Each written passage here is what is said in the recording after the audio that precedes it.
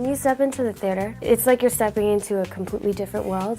And when you think of bubbles, bubbles are just, you think, oh, it's a small bubble, like everyone's so fascinated by a tiny little bubble. But when you come into the Gazillion Bubble Show, you don't realize all these different things you can do with just a simple soap bubble.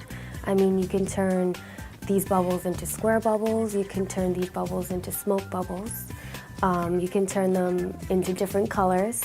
You know, there's so much more you can do with it. The Gazillion Bubble Show came out first by my father. He came up with a formula where he can build a bubble big enough to put a person inside. And then he built one even bigger to put a car inside, to the point where he actually has a Guinness World Record to put an elephant inside.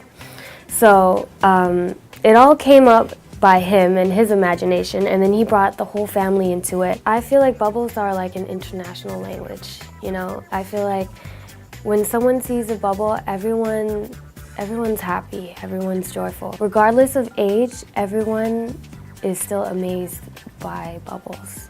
Whether you're 2 years old to like 100 years old. I've had like grandparents come up to me and say they had more fun than their own kids, their own grandchildren. I've had parents come up to me and they're like, they were more shocked and in awe, more than their kids. You know, and even the kids, like, they love it. They go nuts when they see bubbles. The way the kids get to participate is we give them a chance to be inside a bubble. So everyone gets a chance to have their own fun. When we see the kids happy, we know we did our job. If I wasn't in the show, I would want to see it because I would want to see what people can really do with bubbles. I'd have a high expectation for the Gazillion Bubble Show, but I think actually working in the Gazillion Bubble Show, I think they've exceeded my expectations of what you could really do with bubbles and what the show is about.